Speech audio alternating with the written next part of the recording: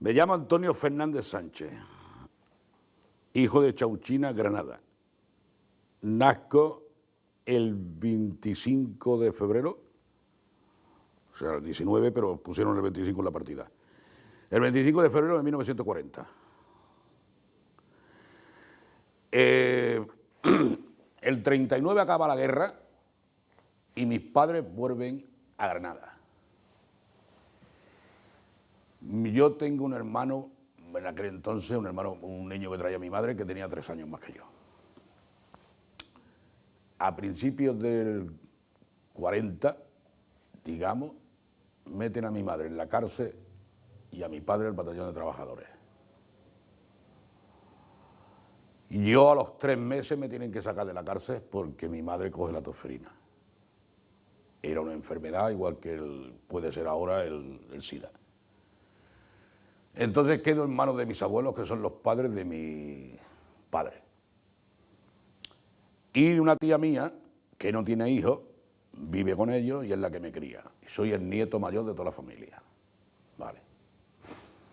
A partir de ahí, transcurren 4 años, mi madre sale de la cárcel, mi hermano se muere, mi tío viene a avisarle a mi madre y lo meten preso y no puede avisarle de que mi hermano ha muerto.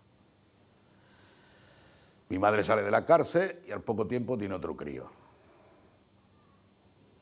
Y entonces me quedo con mis abuelos y mi madre con mi hermano, que había cogido una enfermedad que se le caía la carne a trozos, por una medicina que le equivocaron. Y a los 4 años, teniendo yo 4 años, voy un día con mis tíos por la puerta de mi casa, estaba mi madre sentada. Mi madre que me llama, yo no respondo, porque claro, 3 años sin verla.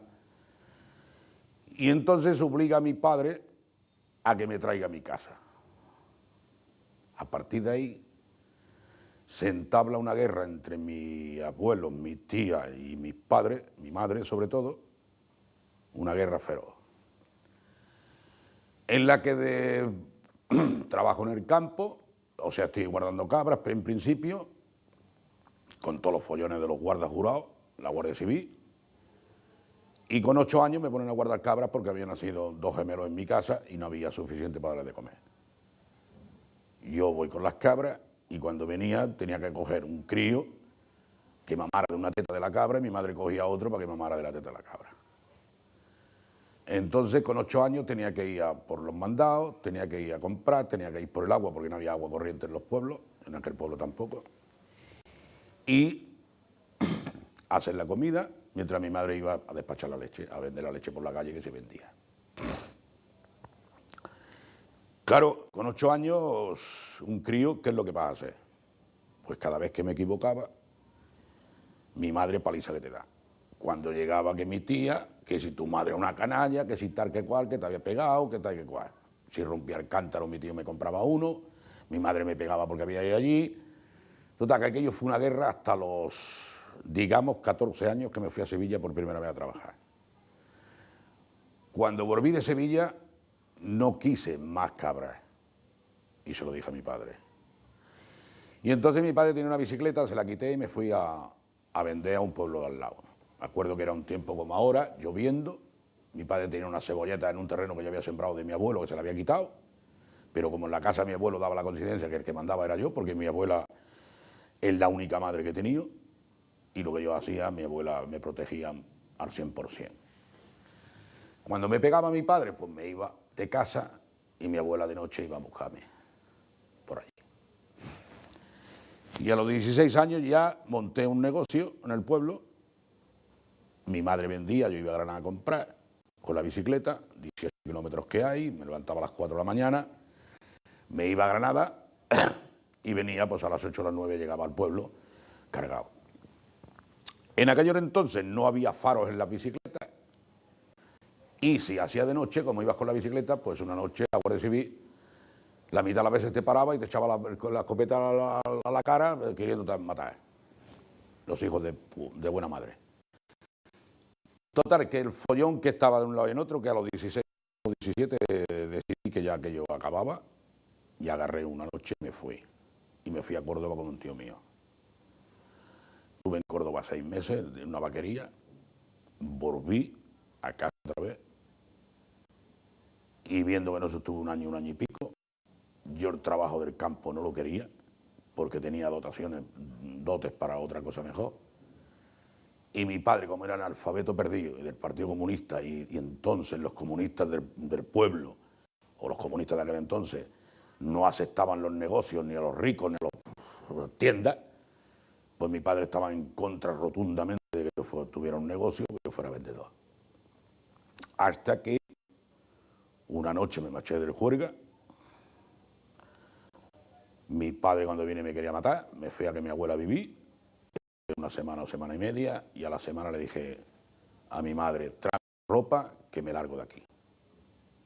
Me fui a Córdoba otra vez, mi tío me dio el dinero que me debía, de lo que yo había ganado, que se lo quedaba a él, pues se lo guardaba, se lo daba para que lo guardara, y cogí el billete y me vine a Barcelona. Vine a Barcelona, entro en un taller de plomado y estoy un año y pico. De ahí me voy a la vendimia a San Pedro de Ribas. En San Pedro de Ribas tengo un compañero que el hijo de puta tenía 1.100 pesetas que había ganado, ya cerca de Navidad, me quitó un billete de 1.000 pesetas una noche de la cartera y pillo se fue por ahí, no lo he visto más. La Guardia Civil en mi casa, mi padre que tal, yo sin un duro, total, que me reporté a Guadí, que era una hermana de mi madre. Allí estuve unos días, entre mi abuelo y Quengraena y Guadí, estuve un tiempo hasta que volví a mi casa. Volví a mi casa, mi madre no me quería dar la ropa, mi padre no me daba un duro, y tira para aquí, tira para allá, que me cabré. Entonces tuve un percance,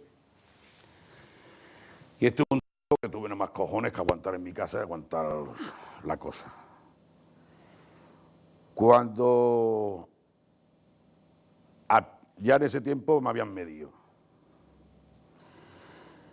Y como yo he sido siempre un poco reverde, pues tenía conciencia, iba tomando bastante conciencia de lo que era la izquierda y la derecha, de lo que era el capital y el obrero, bastante por lo que se hablaba en los tajos de trabajo, los mayores que yo que habían estado en la zona republicana, mis padres en mi casa, porque mi padre nos dejó sin cenar un par de meses para poder comprar una radio para sentir la Pirenaica, y cada noche la sentíamos. Y entonces es cuando yo ya empiezo a tomar conciencia y empiezo verdaderamente a ver las diferencias de una cosa y la otra. La época esa se produce la guerra de Cuba, y me acuerdo que tenía un amigo que decíamos, oye Antonio, la suerte Ramat ya se parte, el Ramat ya se parte, pensando que desde Cuba iba a poder Fidel Castro tener las gallas, los brazos tan largos que podía llegar a Franco. Me voy a la mili, me toca en Navarra, Pamplona, y cuando llevo 2 meses, 1 mes y medio o 2 meses, me sacan para una compañía especial, que llamo una compañía de esquiadores, escaladores, paracaidistas. Y a los pocos tiempos, el capitán que tenemos era un capitán de la Legión, nos saca fotografías de medio cuerpo para arriba a todo el mundo, a todos, y nos pone una ficha cada uno y pide las fichas de nuestros padres a los cuarteles de la Guardia Civil. Y la mía, claro, la ficha mía iba de que mi padre era rojo y mi madre era roja. Un día me llama y me dice que tengan mucho cuidado porque yo provengo de una familia roja y que tengan mucho cuidado. Y yo le digo, bueno, ¿y qué tengo yo que ver con mis padres ni mis padres conmigo? En este caso, ándate contento. Como no me andé contento porque no me las callaba, me pegó un pelarcero que me abrieron los sesos. Salgo licenciado y en vez de ir a mi casa, que mi madre quería, yo le digo que no y me vengo a Barcelona. Y a Barcelona llego el 8 de julio del 64. Porque el 7 de julio San Fermín lo pasé allí. Y me vine a tope porque ni pasaporte me dieron para venir. Tuve la suerte que cogí un taxi de Zaragoza, que venía un tío de Santander de llevar una familia, y me cogió y me trajo hasta Barcelona.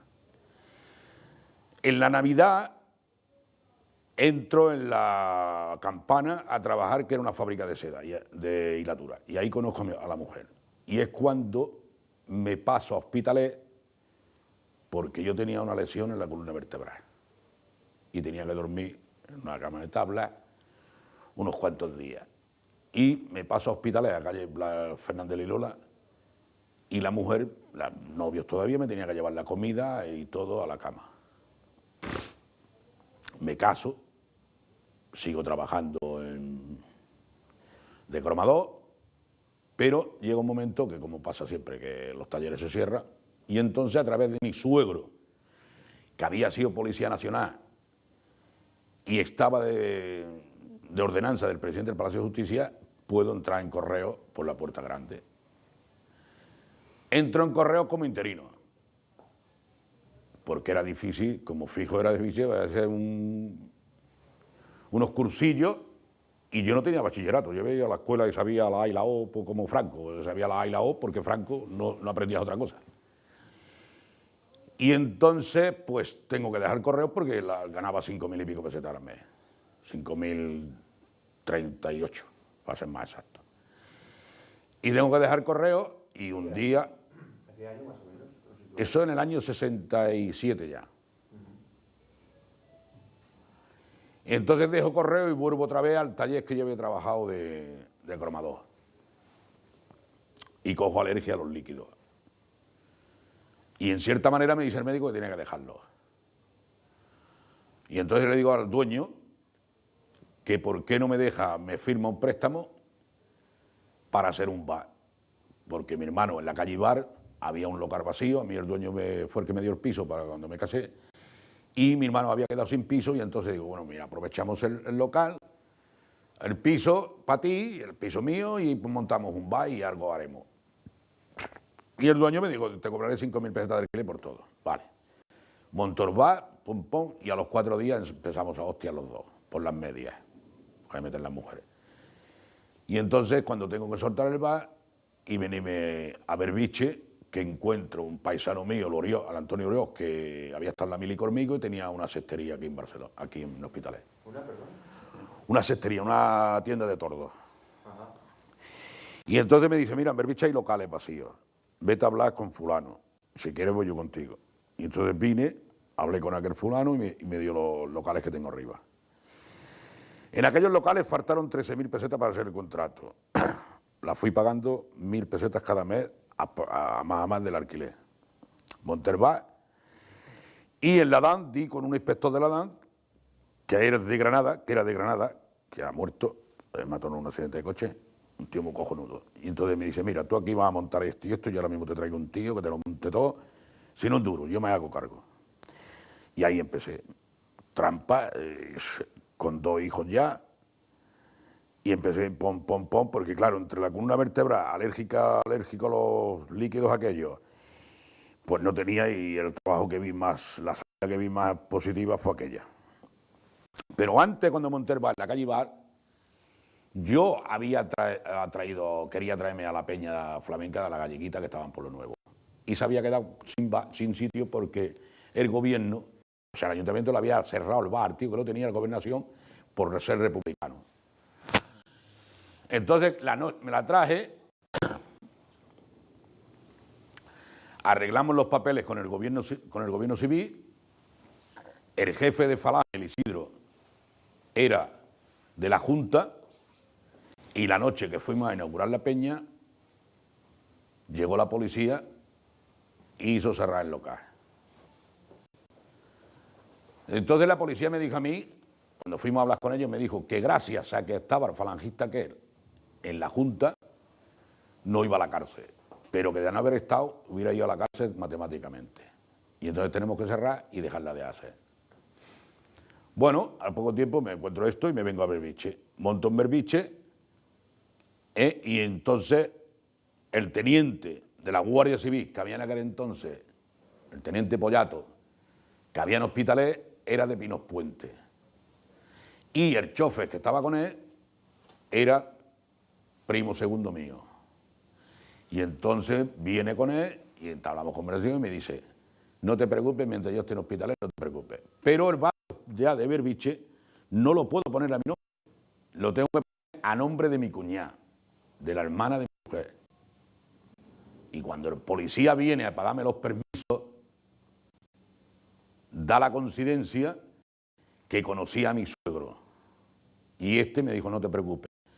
Pero al poco tiempo el otro policía, cuando se fue la Ascona, vino el otro policía, hijo de puta, que era inspector también de los bares, y llamó a mi cuñada y le dijo que se fuera, porque lo único que yo quería era follarme a mi cuñada. Cuñada viuda. Y que lo único que quería era que yo la tenía allí trabajando, pero para follármela. Mi cuñada se pira, abandona a mi mujer con un crío pequeñito recién nacido y me abandona a mí y deja el bar. Y se va. Sigo para adelante como puedo. Y en esas entremedias del bar es cuando el juez viene, manda a la Guardia Civil a registrar mi casa. Por un embargo que había habido, de que yo no podía pagar, y el tío que le había comprado las bebidas y tal, hizo el embargo. Yo que cierro, el tío que se va al juzgado, como el Yopá, si vosotros la historia en Castelldefels era el dueño de todos los apartamentos de Castelldefels de la playa, tenía un poder en hospitales tremendo, tiene una casa de licores, y este es el que da lugar a que me detenga y me metan en la cárcel. Y yo, pues claro, pero bueno, antes voy y cuando viene a mi casa, que fue el mismo día de la inauguración de la residencia, entonces yo voy al juzgado y le digo al juez que quién es él para entrar en mi casa a registrar cuando no he hecho yo nada. Y él me dice que puede entrar en mi casa cuando le dé la gana. Digo, pues ya me cago en tu puta madre, que en mi casa tú no tienes que entrar para nada. Y cogí, salí corriendo y me fui. Y el tío me metió el expediente al juzgado de primera instancia por lo criminal. No había ningún abogado que pudiera tocar aquel expediente y es cuando me endiñan 4 meses y 2 meses y un día, que es, le llamaban a la sala aquella, la sala de los pasos perdidos, porque el juez que había se quedaba dormido y las sentencias eran todas iguales. ¿Estamos?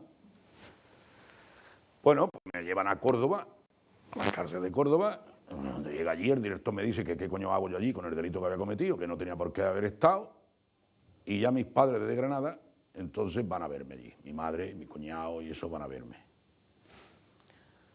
Y cuando salgo, voy a mi casa, porque no me dan pasaporte para Barcelona, a pesar de tener mis hijos y mi mujer en Barcelona, no me dan pasaporte para Barcelona, sino que me lo dan a Granada, donde estaban mis padres. Voy a Granada y mi padre, pues claro, se tiene que dar dinero para venirme a Barcelona con mis hijos, ¿no? Esto ya era casi la Navidad cuando murió. Y yo, días antes, mi madre había estado en la cárcel con mi padre y le dije, gracias a Franco nací en la cárcel y gracias a Franco que se muere tengo que salir de ella. Estas fueron las palabras que le dije. Me vengo a Barcelona y yo había dejado el bar arrendado 2 años. Y a los 2 años, pues trabajo lo que puedo, cobro el alquiler del bar y lo vuelvo a coger otra vez. Y entonces ya, pues, mi vida... entonces cuando entro en el Partido Comunista, entonces cuando me apunto al Partido Comunista, que fue en enero o febrero del año 75, en la calle Montaner, que había un estudio. Y dejo dicho que yo tengo el bar en Berbiche, que para cobrarme las cotas tienen que venir. A partir de ahí, los falangistas andan detrás mío, la Guardia Civil igual, para que les chivara lo que pasaba en el barrio, porque entonces había... Hasta que un día me cabreó y le dije, mira, que se vayan tus camaradas, tus aprendices a la cárcel 6 meses, como yo he estado, y que den cuenta de los chorizos donde están, que yo no tengo por qué estar chivándolos nada. ¿Qué hacen? Que me amenazan con cerrarme el bar, y tengo que callarme. Hasta que viene un primo hermano de mi padre, habla con el Ricardo este, que era el asistente del chofer del teniente Pollato, y entonces el teniente Pollato me llama y me dice, no tengas problemas por el bar, porque la policía son unos cabrones, unos hijos de puta todos los policías. Dice, pero no te preocupes que no te cerrarán el bar. Ya estoy aquí para algo. Y a partir de ahí, yo creo que tiene una amistad buena, una cosa buena. A partir de ahí, pues ya sigo, pom, pom, pom, pom. Y es cuando vienen ya las elecciones, la noche que declaran el Partido Comunista legal. Yo estoy en mi casa, es una noche como hoy, lloviendo, había tormenta, y me acuerdo que a las 10 de la noche, a las 10 y pico, sube el Pareja y me dice, enhorabuena, camarada, compañero. Yo la primera vez que vi a Paco Pareja, que yo le dije, pues enhorabuena, camarada, compañero. A otro día... Está fallando el audio. ¿Eh? Te está fallando, no sé si es una cosa de aquí o qué. ¿Ves? O sea, ya notaba yo. Que esto si se mueve, pues se escucha mal. Entonces... Ponlo por ahí en otro bolsillo, ponlo aquí. Y ahí no se moverá. O aquí dentro. O ahí dentro. Quizá aquí dentro. Si estás con la chaqueta. Vale. No, es que quieto no detiene uno porque recordar todas estas cosas. Los móviles tendríamos que apagarlos. Recordar todas estas cosas no es agradable. Todos los problemas. Y luego, problemas con la familia y tal, ¿no? Pues, No tenías que decirlo tanto, pero bueno, ya está ahí. bueno, no, pero no es que pase nada. El momento es cuando encuentra a Paco Pareja. Entonces, aquella noche de Paco Pareja, pues no tuve miedo en nada, ni he tenido miedo en nada nunca, y le dije, pues vale, me daba lo mismo para un falangista como fuera eso. Y a otro día subió la Pura, entre la Pura había unos 15 o 20, yo me acuerdo que yo tenía preparado el segador y el himno de Andalucía, en la máquina de discos que había, y me acuerdo que subieron porque había salido la mujer del Maño de los calabozos de Hospitalet. Y la chiquilla que ya la encarna con la gruesa ella. Y entonces la Pura, yo la primera vez que la vi, la Pura me dice, ¿qué tienes para almorzar? Digo, lo que queráis. Digo, además, por mi madre es igual y ha estado igual y considero que, total, que había un chaval jugando me acuerdo, al billar, al Carpi, y me dice que quitara el segado. Digo, suelta el billar y te vas a tomar por culo ahora mismo. Que no lo quito por echar los huevos. Al revés, le voy a dar más voz. Y a otro día por la noche me vienen los falangistas. ¿Qué pasa, coño? ¿Qué tal, qué cual? Hasta el día de las elecciones, ¿no? Que voy a hacer lo que hice aquel día. Llegué al colegio y fui a votar. Y como estaba en el censo puesto, pues voté por cojones. Entonces pusieron los votos aparte al final del recuento, cuando se salió el Antonio Ruiz, puso los votos aparte. Y la Pura me dijo, hombre, es que no tenías que haberlo hecho. Digo, Pura. Y el falangista por detrás de mí diciéndome lo que por aquello. Digo, porque me ha salido de los cojones. Digo, por lo mismo que tú lo hiciste con Claudio Colomé, que echaste todas las que te dio la gana y más. Y ahí he estado en el Partido Comunista, estuve bastante tiempo hasta la rotura de los euros y lo otro. Y ahí no sé por qué me sabía si estar en un lado o estar en el otro. Y estuve 5 o 6 años que no... Hasta que entré en el PSOE. Entré en el PSOE y hasta hoy. También las he tenido con el Pujana, algunas veces, alguna tontería que está igual, pero vamos, no... De más, ya corresponde ya a los años, digamos, 90, ya corresponde a una cuestión más familiar que en otra cosa. Si queréis la digo, si no la queréis. Pero vamos, esto es una cosa... El año 90 yo me voy a la Expo con la mujer, el año 92. Yo tengo un hermano que se queda en Francia, se le va la cabeza. Mi madre lo trae a casa a la fuerza. Y me toca a mí a Granada defender aquello, que le pudieran reconocer jurídicamente las cosas. Tenía una casa, el gemelo con otra. Y cada mes tenía que estar en Granada. Total, que al mes de venirme, mi madre la pilla un coche en la puerta de mi casa, la mata y me crean 2 problemas. Y estoy por lo menos 8 años, hasta la muerte de mi padre, en el 2001, estoy yendo cada mes o cada 2 meses a Granada, yendo y viniendo a arreglar papeles, arreglar cosas, mis hermanos se peleaban y bueno. Mi mujer en el 97, me traigo ya a mi padre a mi casa, mi mujer no quiere que esté, se pelea una mañana y pille, se va y me deja. Y a partir de ahí, hasta que tuve el accidente en el brazo, que me dio por bebé. Entonces siempre había tenido yo presente de que los problemas no se curan bebiendo, ni si hay quien bebe por necesidad, y hay quien olvida para poder beber. Y yo tenía eso muy presente, que es un fandango de Valderrama. Pero no me sirvió de nada porque caí en la bebida. Y yo cada 2 noches o 3 me bebía una botella de whisky. Hasta que me dio el mareo que me dio, fui al médico y entonces me dijeron, mira, o lo dejas. Y a partir de ahí, pues llevo 3 años que vivo un poco bien, que no tengo problemas si no es de mujeres,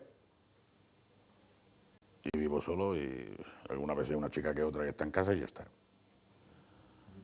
Esa es mi vida y mi historia, Ahora que hablaba de... a grosso modo. Explícanos un poco la historia de la rumorología esa que antes hablábamos un poco de su tierra de origen, ¿no? De su Granada y ahí pues cómo se vivió, ¿no? La muerte del poeta y lo que comentábamos antes, ¿no? Era porque así esto lo tenemos ya también registrado y es importante que usted lo explique pues, por su... Bueno, yo creo, a ver, yo creo que la muerte del poeta era una cuestión del contexto de la vida que se vivía en aquel momento, ¿no? En el momento que toda la vida en España, a ver, es que toda la vida en España, si le has querido quitar a la iglesia algún privilegio, ha habido las controversias. Entonces yo creo que García Lorca lo que rompió fue con un estatus, en principio rompía con un estatus de tradición en la poesía y rompió aquello. Muy rara vez en España había algún rico o había alguna persona que acudiera por la gente, y él pues también acudió por la gente. Lo de la película El perro de Andalucía, pues aquello le hizo daño. Lo de bajarle el alquiler a los gitanos, pues también le hizo daño a la burguesía, a los 4 burgueses, digamos que entonces eran los caciques, que era la clase media, ¿no? Los caciques. Y los que había chupándole el culo a los ricos, ¿no? Todo eso hizo una acumulación de odio hacia García Lorca, que es por lo que va a Granada y lo venden porque fue vendido como un borrego en el matadero. Pero vamos, antes lo he explicado más detalladamente para que os dierais cuenta, ¿no?, de lo que era, pero la metodología que había era que a García Lorca no se le había fusilado, en realidad, sino que había sido ahorcado y su cuerpo había sido tirado a un barranco. Y por lo tanto no hay sepultura porque no se la dieron. ¿Y por qué Cortés no lo fusilan, por ejemplo, o no le pegan un tiro o no eso? Porque lo más bajo que había en aquel momento era ahorcar a una persona. Al ahorcar a una persona se trataba como comparativamente a ahorcar a un perro. Y es por lo que él la ahorca.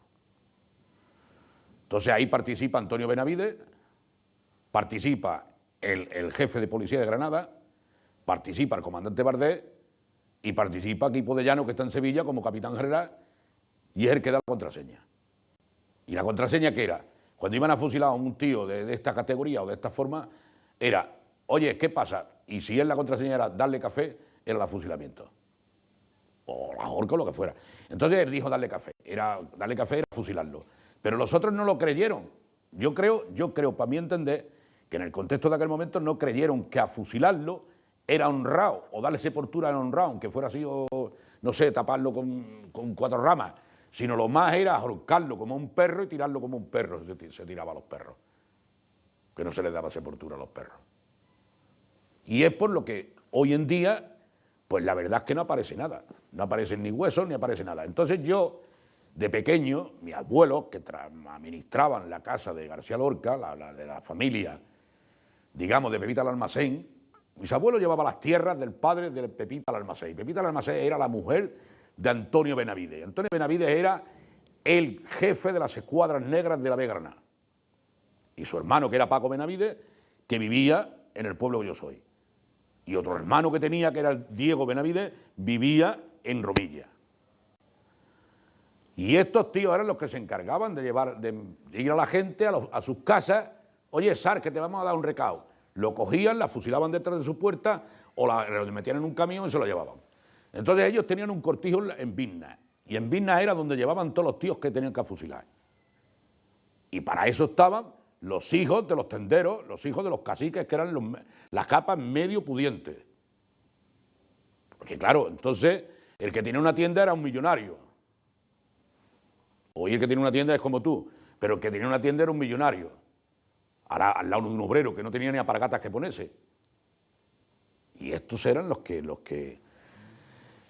Y yo, por lo que se ha dicho y yo he leído y se ha comentado, yo creo que ahí Ruy Alonso, me parece que era Antonio Ruy Alonso, que era diputado por la UGT de Granada y que luego se vendió a la SEDA, fue uno de los mayores culpables y el que fue a sacar a García Lorca de la Casa de los Rosales. ¿Por qué sacan a García Lorca? ¿Por qué se refugia García Lorca en los Rosales? En la Casa de los Rosales. Porque la casa de García Lorca está rodeada, en los Cármenes de Granada. Porque su padre había muerto, su cuñado lo habían afusilado, que era el alcalde de Granada. Y él no tenía más amigos, digamos, dentro del contexto cultural, no tenía más amigos que era el de los Rosales. Y él se refugia allí. Y el padre, entre el padre y el hijo, el pequeñique, está el asunto de quién se chivó a la Guardia Civil o quién se chivó a la policía, entre uno u otro. Unos dicen que fue el padre, otros dicen que fue el hijo. En la película aparece el hijo. En la película que hay, yo de las tres que hay he visto las tres, y aparece el hijo. Y nosotros, la gente de Granada, es la única versión que yo he sentido toda mi vida, de mis padres, de la gente mayor, de la gente incluso de gente de derecha. Esa es la versión que he sentido toda mi vida. ¿Que los huesos no aparecen por ningún sitio? Pues probablemente sea verdad. ¿Que en una de las películas obligan al maestro de escuela a asesinar a García Lorca por la espalda? No se ha dicho nunca. Eso no ha habido comentarios de eso nunca. ¿Que aparece un acta de difusión que murió por su propio peso, o sea, de su propia muerte natural? Mentira, porque no es cierto. Esa fue la que hizo el juez, en aquel momento el juez que estuviera de turno. ¿Que fueron a pedirle un rescate a la madre para poder librarlo? También es cierto, que fue Antonio Benavides. ¿Que Antonio Benavides llegó al pueblo, a su casa de Pepita al Almacén, que era su mujer, y le dijo, mira el cordelillo con que habemos ahorcado a García Lorca? También es cierto. En el contexto, no firmado en un documento, sino hablado de persona a persona. ¿Estamos? Entonces, ese es el rumor que había, lo que se ha dicho toda la vida a cualquier bando que haya sido hablar con él. Que cualquiera que ha querido indagar le han amargado la vida, también es cierto, porque creo que el último que había era el comisario de policía y murió hay poco tiempo. Que no hay testigos ya para aquello, también es cierto. O sea, ya no hay ya.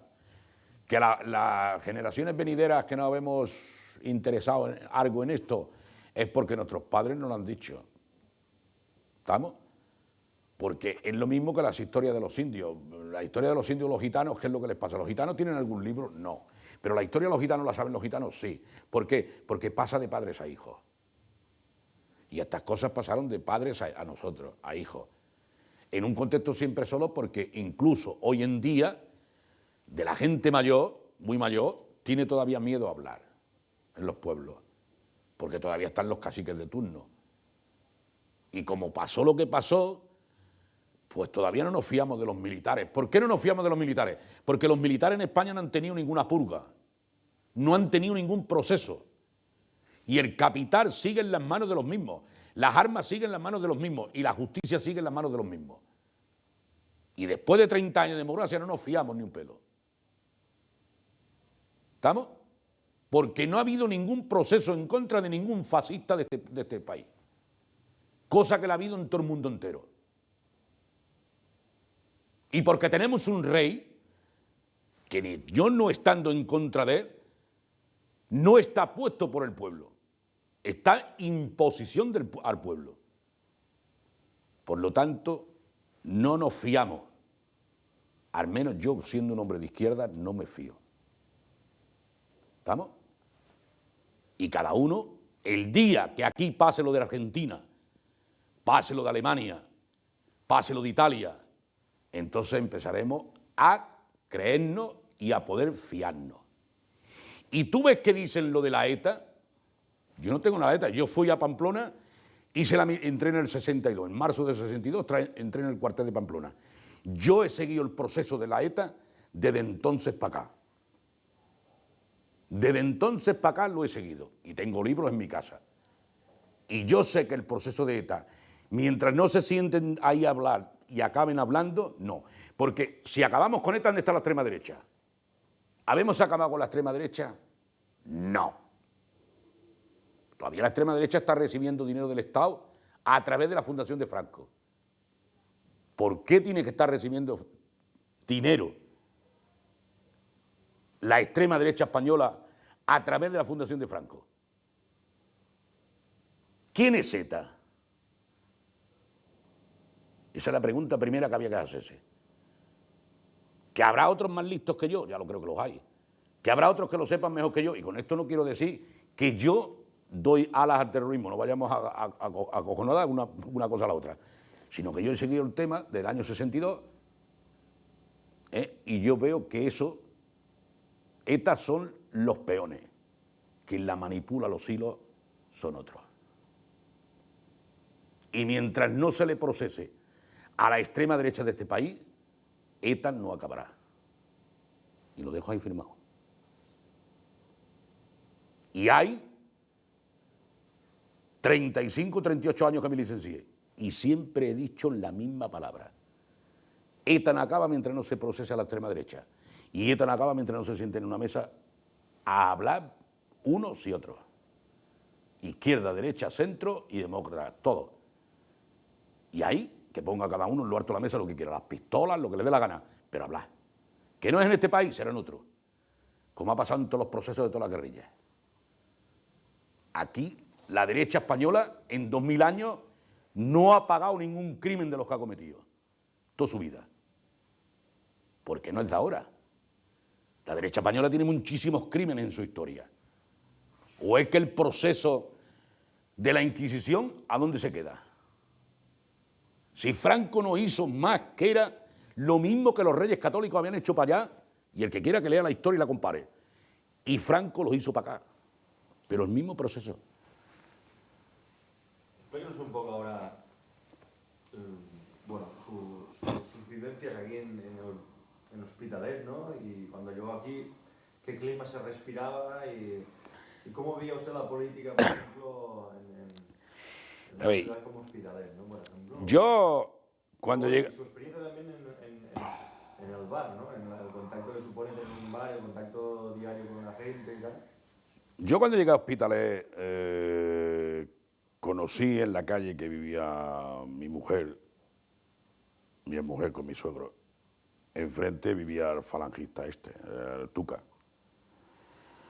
Y a través de, en aquel tiempo, pues claro, él tenía una carpintería, había una amistad muy buena, no era mala persona, en hecho de corazón, digamos, no era mala persona. Y a través de pues, una amistad, y yo andaba un poco con la falange, pero siempre con la oreja puesta, ¿no? Porque claro, quería saber, porque el saber no ocupa lugar. Y a mí me acuerdo que un comunista de Hospitalet me dijo una vez que por qué leía yo lo que escribía Fraga Ibáñez. Y yo le dije, si quiero saber lo que yo soy, o quién soy, o lo que tengo que hacer, tengo que leer a mi enemigo. A mi contrario, tengo que saber lo que piensa. Si no, ¿qué cojones? Estamos otra vez como antes. Que causa de lo que pasó en la guerra civil la tuvo mucho la ignorancia. La tuvo la ignorancia. Porque cuando los curas, por orden de Equipo de Llano, se subían en las iglesias, se subían en el púlpito y decían que los comunistas tenían rabo, ¿entiendes? La gente lo pensaba. Porque cuando los comunistas de la Granada entraron en Almería y por la parte de Murcia, los propios comunistas de Murcia hicieron lo mismo que hicieron los comunistas bolivianos con Che Guevara. No los querían. A cualquier puerta que picaban no los escuchaban. En Murcia todavía, después de 40 años, no hay sindicatos legales. O en la parte de Almería, en los invernaderos. Yo tengo un primo hermano, que ahora vive en la Plaza España, que vivía en Canserra, que estaba en comisiones obreras y lo mandaron a formar sindicatos a la parte de Murcia y Almería. Y no ha habido quien los consiga. Yo tengo una hermana allí. Y allí los sindicatos andan por su ausencia. Luego, ¿cómo vas tú a un pueblo a tener confianza plena cuando las propias instituciones de derechos del obrero o los derechos del campo no funcionan como es debido o no los hay como es debido o todavía llegas al sindicato y te encuentras a tu patrón que está puesto allí en la mesa? Estamos en Barcelona, que con el resto de España o Andalucía va 50 años a la adelantada. ¿Cómo está la justicia en Andalucía? Yo estaba en Andalucía para un problema de mi hermano, en una noche, y en el juzgado de guardia, que ponía juzgado de guardia, no había ni el copón divino a las 1:30 de la mañana. La Guardia Civil no sabía por ningún lado. Andalucía, irte a un juzgado es como si te vas a pillar peces a lo alto de la montaña. Y ni con un gobierno socialista que lleva ya gobernando 30 años ha tenido cojones, ni tiene cojones de meter a la justicia por medio, por vereda. Yo quiero hacerte una pregunta volviendo un poquito atrás, bastante atrás. Cuando has hablado de la muerte del poeta, ¿tú por qué crees que tenían tanto odio, el falangista le tenía tanto odio? ¿Porque era liberal? ¿Porque era un rico reconvertido, un rico de conciencia? ¿O porque era homosexual? No, quieto. Quieto. No tiene nada que ver la falange hasta ese punto. Tiene y no tiene. José Antonio manda a un emisario a Granada que vigile cómo van las cuestiones, pero la falange no interviene ahí para nada. O sea, no es que no interviene. A ver, yo no digo que no hubiera cachorros de la falange que estuvieran en aquel grupo de militares que se llevó al García Lorca, pero no tiene nada que ver. Son las camisas viejas. ¿Saben lo que son las camisas viejas? No. Pues bien, las camisas viejas en mi tierra se le llamó a todos aquellos guardias civiles o a todos aquellos militares que la República, por hecho o por derecho, los echó del cuerpo o tuvieron que plegar del cuerpo. Estos son las camisas viejas y cada uno guardaba el fusil en su casa. Y estos son los que se apuntan a la SEDA y a la falange.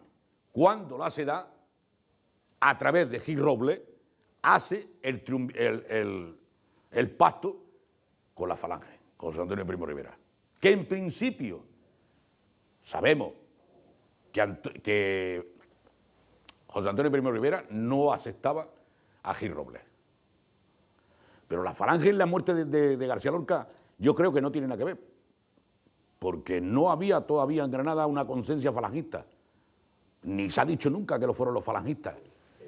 Si se vistieron con la capa, si se vistieron con la capa o las camisas... ¿Por qué tú crees que mataron a García Lorca?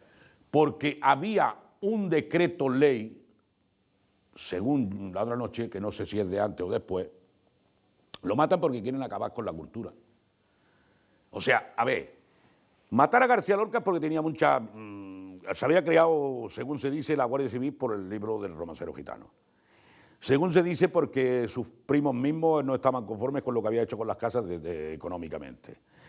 Segundo, porque él no aceptaba a la Iglesia Católica, eso es mentira, porque él era cofrade de la procesión del Sacromonte, o sea que pues, tampoco.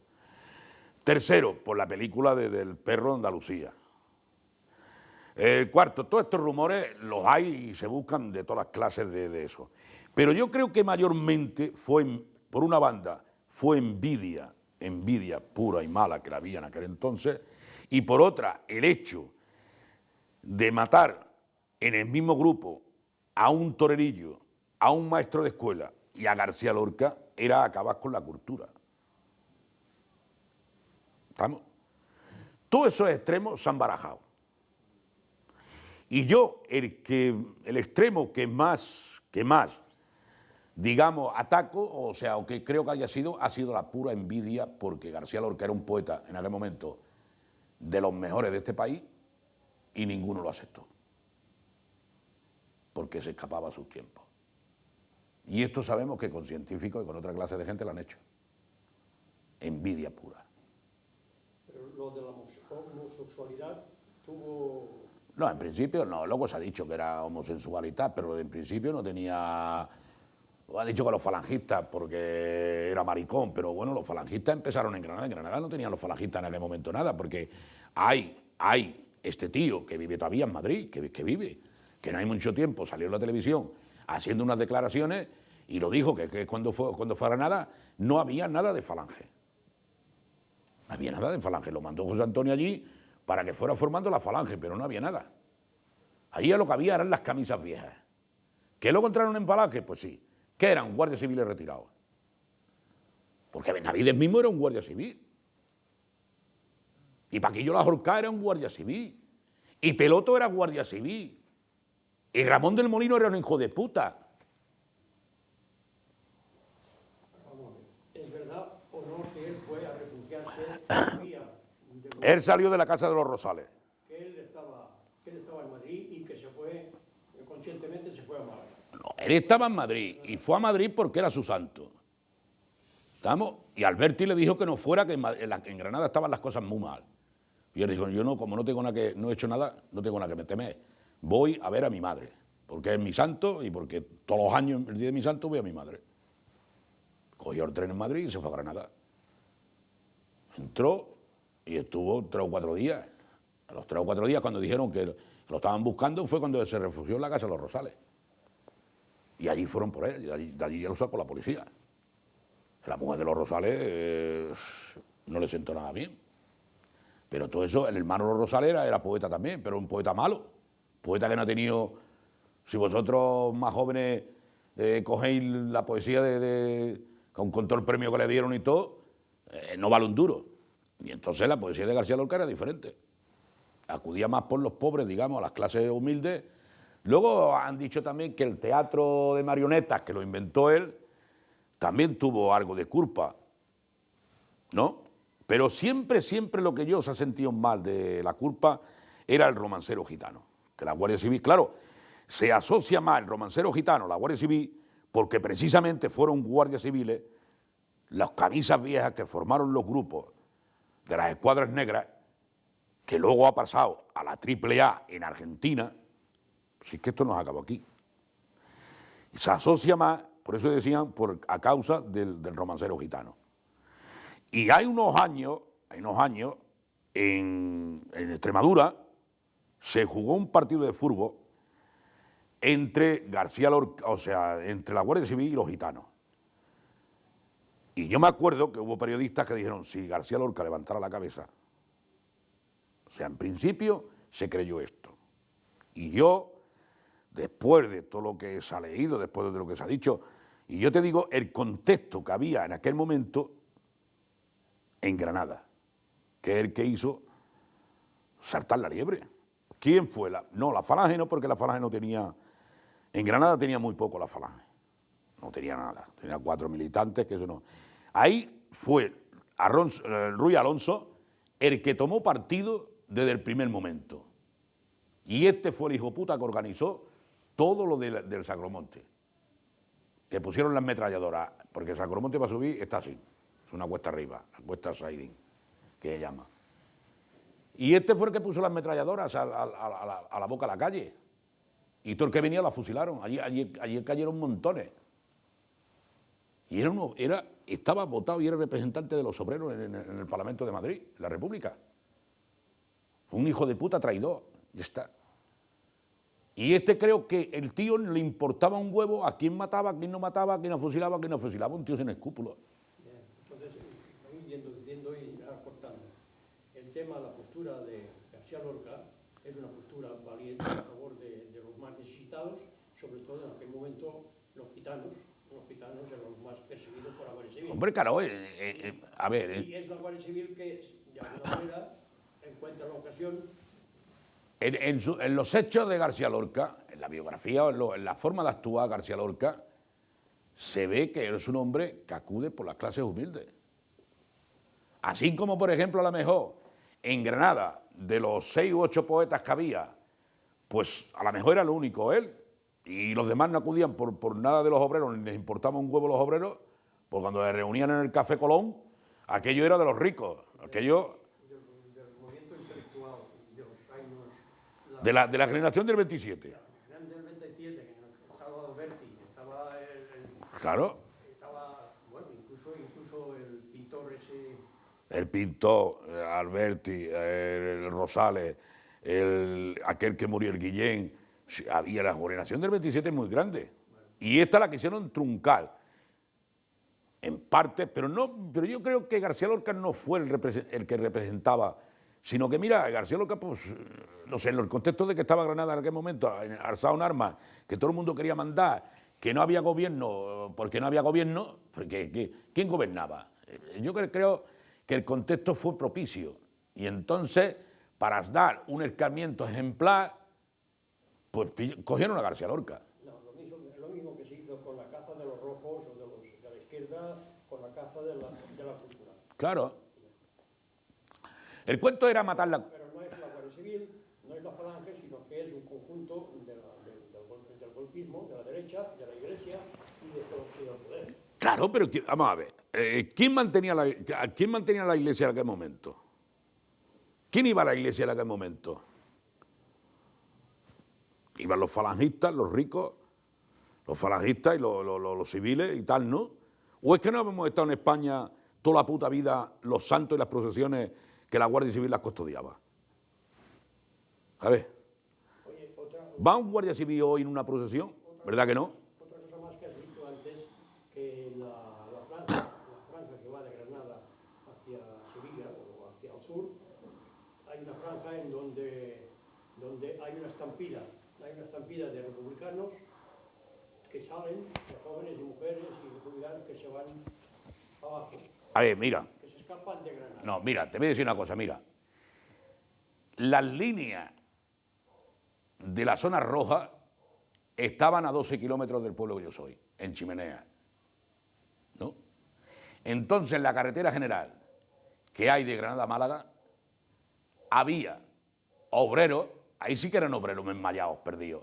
Estaba el Cangrejo, el Tres Peones, el Cuave Caballo, el Fandango, guardando la carretera para que ninguna persona de los pueblos del centro de Granada, de la Vega Granada, salieran hacia el monte, hacia Motril, hacia la Málaga, la carretera de Málaga, hacia la costa, para la República. Porque a 9 kilómetros de Granada estaban las zonas republicanas. Y cuando se iban de noche. Y mi padre se va a la zona republicana por un hecho que te voy a dar. Mi padre, el alcalde, requisa todos los mulos del pueblo, que era Solana. Y a la casa de mi abuelo mete un mulo alojado. Lo mismo que ahora Franco tuvo la requisa militar durante muchos años, y si había cualquier cosa requisaba todos los coches, todos los vehículos, todos los camiones y todo, se hacía la requisa militar, hoy no existe. Bueno, pues la República la tenía. Y entonces aquel alcalde utilizó aquello, recogió todos los mulos que había en el pueblo y los metió en las casas, que los confiscó todos, digamos. Y a la casa de mi abuelo llevaron uno. Mi padre le dice, ¿quién ha traído un mulo ese? Solana. Y mi padre, como estaba creído que estaba protegido por mi tío, que era comandante en Granada, pues se le subió los cojones con una vara, le dio a palos con el mulo y lo echó a la calle. Y le dijo, ya me cagué en tu puta madre, ¿cómo traiga algún mulo a mi casa? Y entonces le dijeron, Blas, que te van a cortar el cuello. Le dijo, vale.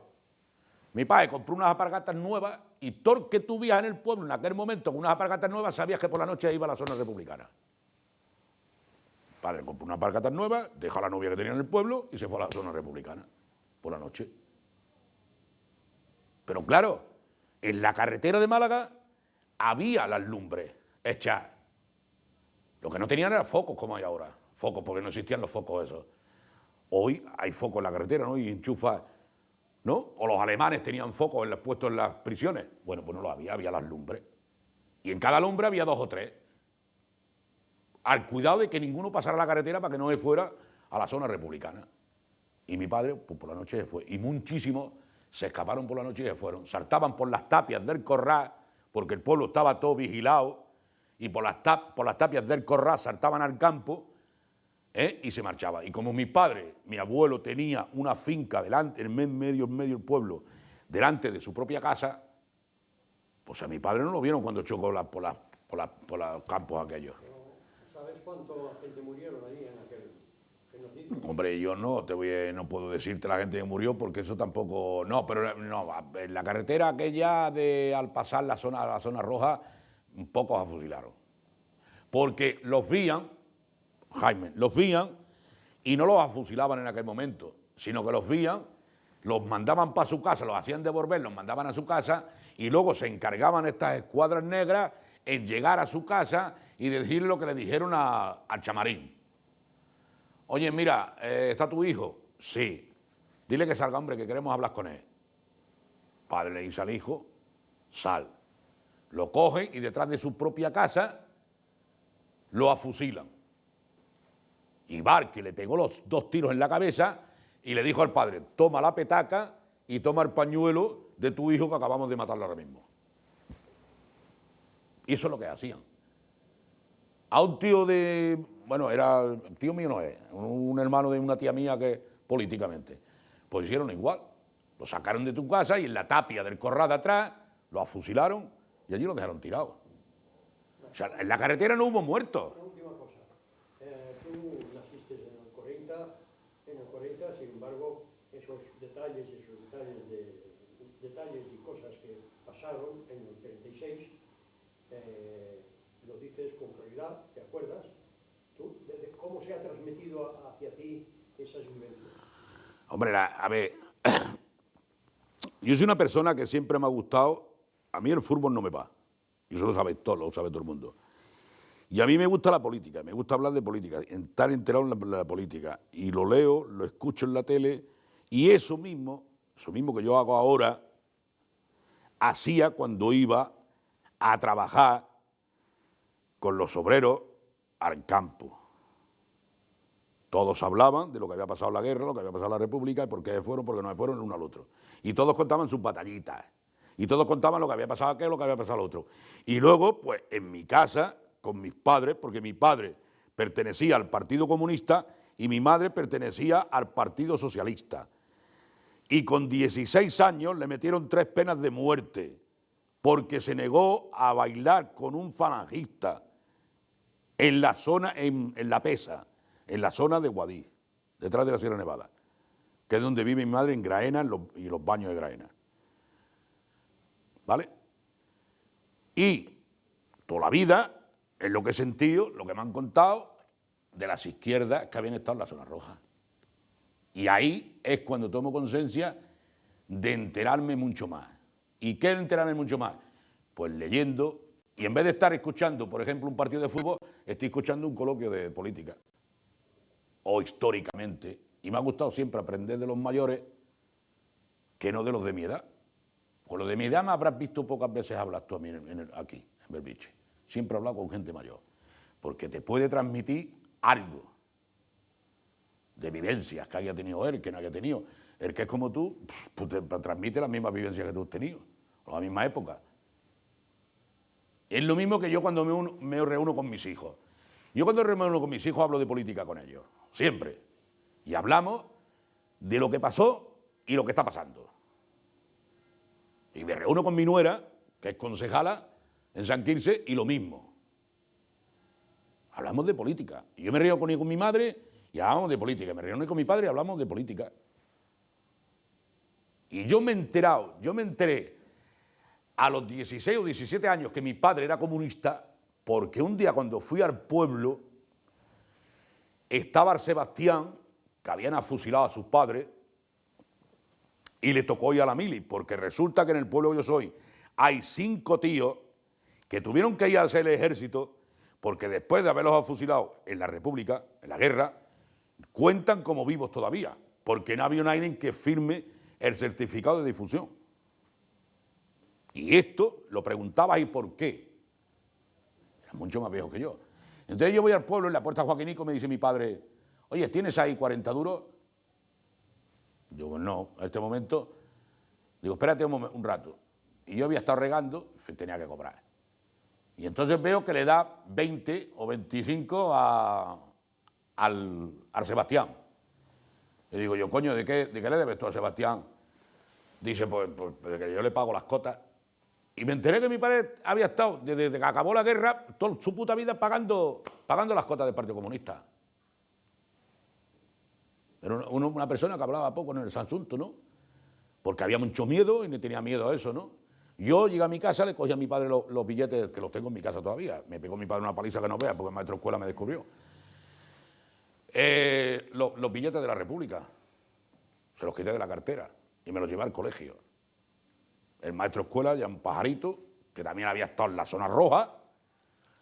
Mi padre pagaba 10 pesetas por mí cada mes en la escuela, en aquel tiempo, que yo iba a la escuela aquella, y le dijo lo de los billetes. Mi padre me cogió y me pegó las manos, que me puso las manos así.